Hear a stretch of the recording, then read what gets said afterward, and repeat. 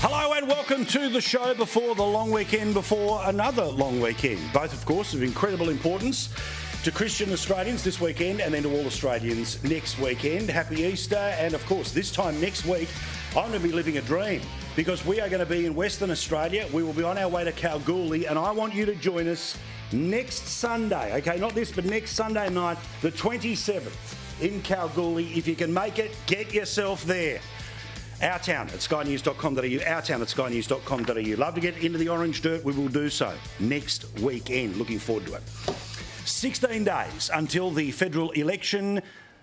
Tuesday is when the first votes will be cast in an election where there is a fork in the road. There is a way to continue what we are doing with the problems we've had over the past 3 years, or a chance, as the opposition will say, to put the country back on track. Anthony Albanese, well, today, again, just basking in the terribleness of the performance that he had last night at the debate, where negative gearing was back on the table. And let me explain how that should work for the rest of the election. Today, unbelievable. The headline is no new spending announcements. But relax, he's made plenty since January. A $7.2 billion announcement today. $5 million. $10 million. $200 million. $3 billion. $350 million. $2 billion. $37 million. $842 million. $2.4 billion. $8.5 billion. $4.8 billion. $1 billion. $3.4 billion. $2.8 billion. $200 million. $150 million. $1 billion. $245 million. $6 million. $3 million. $10 billion. $24 million. $9 million. $15 million. As I said on Monday night, that's the show, it's time to go. What a list! It keeps growing and growing and growing. Oh, but it only counts since the start of the election. No. All of those huge promises made to change the subject, to change the polls, it slowly has worked, but all of that spending since the start of this year, extraordinary. And we're on our way to $1.2 trillion debt. As for the opposition leader and Peter Dutton, he was focused today on trying to get more kids to use the final part of their high schooling. If they want to try to marry that in with becoming a tradie, this would be the way to go. Today, the announcement was to put back what, of course, coalition governments have long believed in, which is specific tradie schools, not ones automatically linked to unions or the education unions. Here's the announcement made today by, I think, the Deputy Leader as well. So our announcement of $260 million for 12 new Australian trade colleges across the country starts right here in Paterson today. This once-in-a-generation reform of our schooling system is about bringing excellence in skills back into schools.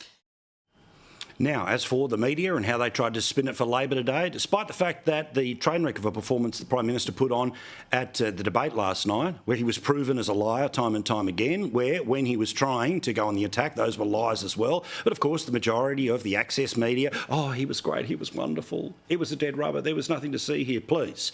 If you saw it with your own eyes or saw, of course, what we played you, which was the tapes last night, there would be a few more than these type of softballs that you'd throw at the Prime Minister today.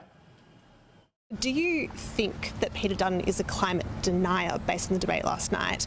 And also, you know, there's just over 2 weeks to go in the campaign, a lot of public holidays in that time. Are you confident that you can score some votes, especially in seats like this one held by the Liberals? Why do people underestimate you so much, given that you've flipped the polls in a couple of weeks, you're in the lead, and your opposition leader has been caught seemingly woefully unprepared? It's my last day with you on the campaign for a while, so I'm hopeful that you will indulge me in two questions. To the other side, believe it or not. The other side.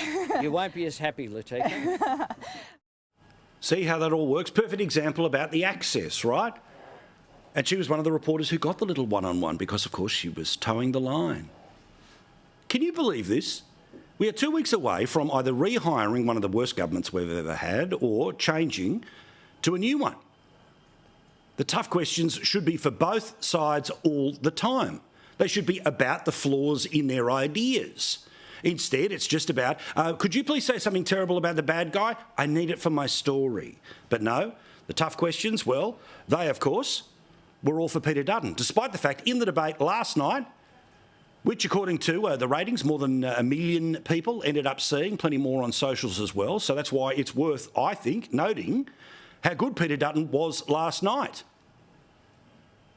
At yesterday's debate, you said you don't know President Donald Trump. How would you get that deal if you don't even know the guy? You're not a dentist or an engineer, but I suspect that you'd take their advice on their subject of expertise. But last night, when you were asked about climate scientists, you said you accepted climate change was happening, but you couldn't bring yourself to say that you trusted climate scientists. How do you plan to bring in more trades and jobs when you refuse to back policies and incentives like free TAFE? You haven't visited any potential nuclear sites, including the one here at Liddell, just an hour away. You recently said that town is dead, which caused quite an upset. They're also concerned about earthquakes. It's not a very good look, a nuclear plant built somewhere where there are dozens of earthquakes in just the last year alone. When are you going to visit them in person to allay their concerns? Honestly, why do they underestimate you? Earthquakes and nuclear plant, that's the difference. It is impossible, based off the questions that are asked, for the opposition to be able to get on the front foot. Now, the reality is you don't have to necessarily engage with the question that you ask, give the answer that you want to give. But, of course, they have no interest in hearing the answer because they want to focus on the question. The question, of course, that is the gotcha. Again, I don't mind tough questions. But if they are not equally being applied here, then obviously we know what is going on. Now, elections, they are fought in what we can all see on the nightly news. They can be heard on some of the commentary in the radio. You get a bit of a skewy view when it comes to social media because, remember, the algorithm is feeding you more or less depending on the things that you already look at. But this weekend is an opportunity for you to have conversations with family, and I'll have more to say about that in a moment and more to say about just how brain dead some of this stuff is on social media. But as I say, despite the fact that we showed you last night how, in fact, can we bring back, there's a little collection we put together last night of Peter Dutton's best moments in the debate. This was impressive stuff. Let's roll it. We approach the 3rd of May. Many Australians will be asking themselves, are you better off today than you were 3 years ago? People have seen food prices go up by 30%. Their mortgages have gone up on 12 occasions. Over the last 2 years, the government's brought in 1 million people, all of whom want homes and all of whom are competing against young Australians for that rental property or to purchase a home. That's 1 million people, which is 70% higher than any 2-year period in our country's history. Anthony, your government has modelled negative gearing changes and CGT changes. Well, the Treasurer has done that. That's not right. Well, it is public actually service. right. This Prime Minister has a problem with the truth, and it's not just in relation to this debate. There are many aspects that you could pick up during the course of this campaign. The Prime Minister constantly telling people that they're much better off now just defies the reality in their own lives. There are 30,000 small businesses which have gone bankrupt over the course of the last 3 years, a record number in our country's history over the last 12 months. Households have been in a recession for 7 consecutive quarters, almost 2 years. There's been a 3-fold increase in the expansion of the public service compared to the Rudd-Gillard years. So where do you cut? We have the highest per capita rate of public servants in the world.